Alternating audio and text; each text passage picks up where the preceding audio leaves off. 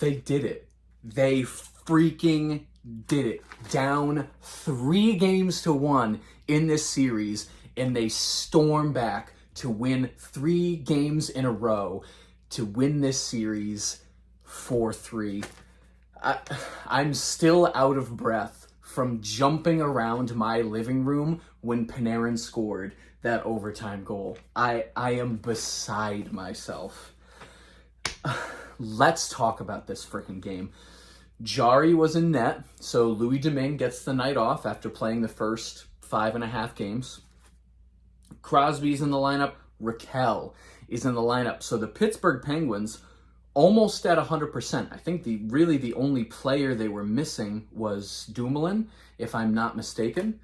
And the Rangers, same exact lineup they've been running for the past couple games. We get into the first period. Kreider has a backhand chance about 30 seconds in. Trouba breaks up a 2-on-1 after Miller makes a bad pass in the neutral zone. Miller had a great game, but he had to warm up to it. 5 minutes in, the shots are 3-2 for the Rangers, but they're controlling the play well. Low shooting to start the game, but Rangers feel like the ice is tilted in their favor slightly. 7 minutes in, the Rangers just can't clear their zone. This is classic Rangers. Probably a little bit to do with the Penguins and how strong their forecheck is.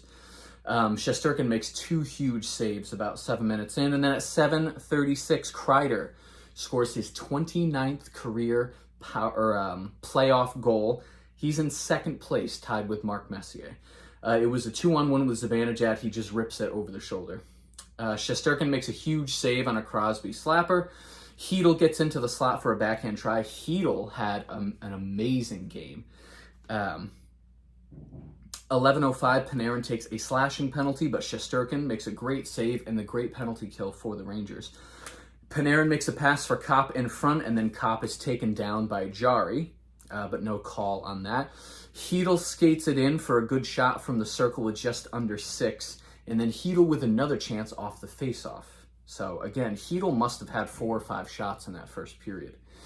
Under 5 minutes left, Zibanejad loses his blade, and that leads to a Pittsburgh rush. So Zibanejad, pretty much at center ice, loses a blade off of his skate, and he is slowly making his way to the bench as Pittsburgh takes the rush pretty much 5-on-4 into the offensive zone. 15:47, Strome and Rust take offsetting roughing penalties, so we get 4-on-4 for about 2 minutes, or so we would think. Mott makes a great defensive play in the defensive zone to clear away a puck that probably would have found the back of the net. But at 16:28, Trouba takes a high-sticking double minor. So here's a combination of power plays that I haven't seen in a bit. We had 4-on-4 for 41 seconds. Then we had 4-on-3 for 1:19, which the Rangers killed off. And then we had 5-on-4 for just over 2.5 minutes. Not a sequence I think I've ever seen as somebody who's watched hockey for only about 7 years now. Very interesting, but the Rangers weren't able to kill off that 2.5 minute 5-on-4. 18:51, Heinen scores a power play goal. It wasn't initially called a goal because Fox was able to get his stick behind Shesterkin and bat the puck out of the air and out of the net. They play for another 20 seconds. The horn goes off. Penguins start celebrating because, as we know, when the special horn sounds in the middle of play, that means there was a goal. We got to roll it back. And when you look at the replay, there is a little bit of white between the puck and the goal line. So yes, that is a goal. It's just an annoying goal. If you're a Rangers fan, shots 13-8 in favor of Pittsburgh at the end of that first period, tied 1-1. 40 seconds into the second period, Gensel with like 3 shots right in a row. Shoots, gets his rebound. Shesterkin says no every time. 2.5 minutes in, Hedl does some more work in the offensive zone. After the Rangers struggled for the first 2.5 minutes of the second period, just trying to get through the neutral zone, a pattern that would continue pretty much through the rest of the game. 3:08, Matheson takes an interference penalty. First unit with about 4 or 5 great looks. The power play struggled until overtime. The pressure continues into the next shift. 4th line into the 2nd line. Again, lines rolling, keeping the pressure in the early parts of the second period. Shesterkin makes a great save after a Rangers turnover. Again, another common theme. Penguins very good at pressuring you off the puck and then taking it and turning it into a chance. 9:43, Kakko takes a delay of game penalty, and it would only take Gensel, 17 plus 18. So what is that, 35? 35 seconds for Gensel to score a power play goal. It was reviewed for a high stick, and it was a high stick, but they still called it a good goal. You can tell me that that was not a high stick until you are blue in the face, and I'm never going to believe you, because there was one angle that they showed where the camera is pretty much at the level of the goal line, and when he makes contact with the puck, it was above the bar of the goal. So don't even tell me, because the refs just made the wrong call. It doesn't matter, but they made the wrong call. Right after that, Shesterkin fights off a 2-on-1, plus a diving save right after he fights off the 2-on-1.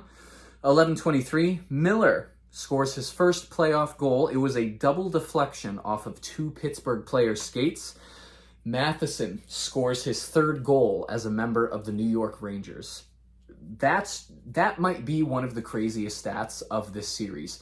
Matheson scored 3 own goals off of his skate in this series. He has a hat trick for the Rangers, which I think is hilarious.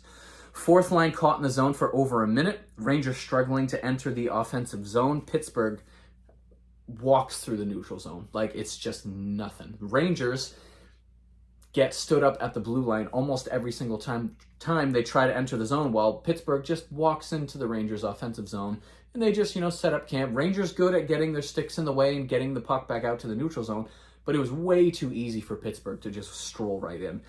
15:24, Rust takes a cross-checking penalty, and the first power play unit has about 90 seconds in the offensive zone where they do generate some offense.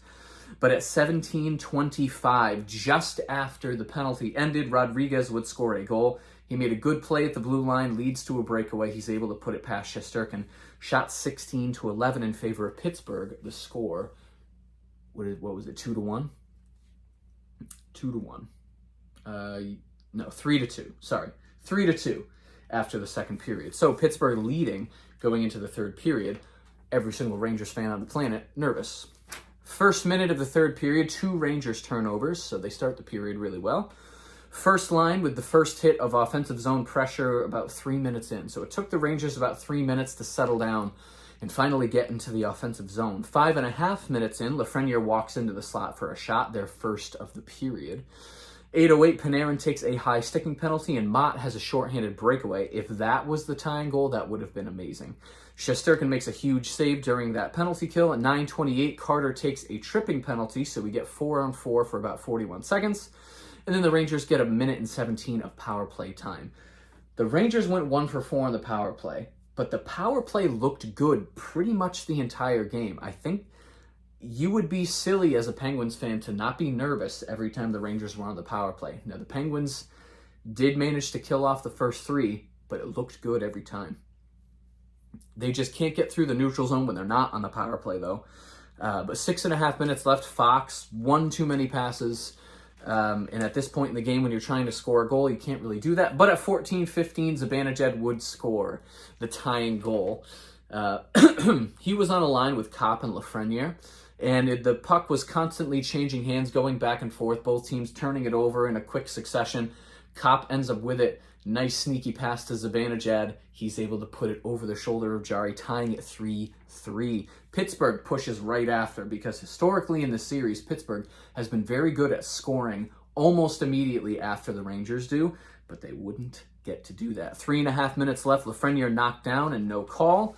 1 minute left. Kreider has a shot, and it ends up falling behind Jari. He thinks he has it. He falls down. The puck squirts out beneath him, but the whistle's already blown.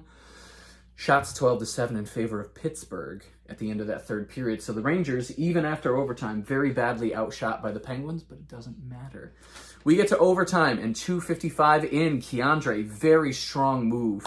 He makes a great play at the top of his own zone to push the puck into the neutral zone. He has that long reach. He streaks down. He cuts in, tries to go to the net. McGinn ends up holding him. So the Rangers take a timeout, and they go on the power play. They took almost the entire 2 minutes of that power play, shooting, winning faceoffs, cycling the puck, getting really good chances, And at 4:46, Artemi Panarin, a player who has been relatively quiet this entire series, scores the series-winning overtime Game 7 goal. The place went nuts. I was jumping around my living room, screaming, hooting and hollering, because the Rangers, in overtime of Game 7, come back after being down 3-1 against the Pittsburgh Penguins. Unreal. We get at least 4 more games of Rangers playoff hockey, and that's if the Rangers get swept by Carolina. So maybe 5 games, hopefully 6. We'll see if the Rangers can beat Carolina. I don't know. That's a tall order, but we'll talk about that in a second. Stats at the end of the game: shots 30-45 in favor of Pittsburgh. Face-offs. This stat right here is a big part of the reason the Rangers won tonight. Face-offs almost 50%. I think Zibanejad was something crazy, like he was 17 for 27 or something like that. He was phenomenal in the face-off dot. Power play 1 for 4, hits 25-14 in favor of the Rangers, blocks 18-16 also in favor of the Rangers. The trivia question of the evening: who scored the game-winning goal in Game 7 of the second round in 2014 versus Pittsburgh? And I did not know the answer. I started watching hockey the season after that, so I was unfamiliar with this question, but it was Brad Richards. So there you go. Rangers end up coming back down 3-1 to beat the Penguins in 7 games. They will play Carolina in round 2. I think Sam said the series should start on Wednesday, although they will put out the official schedule for round 2 either tonight or tomorrow, so we'll see when the series actually starts. They will start in Carolina. Carolina has home ice advantage for that, so Rangers playing the first 2 games of the next series in Carolina.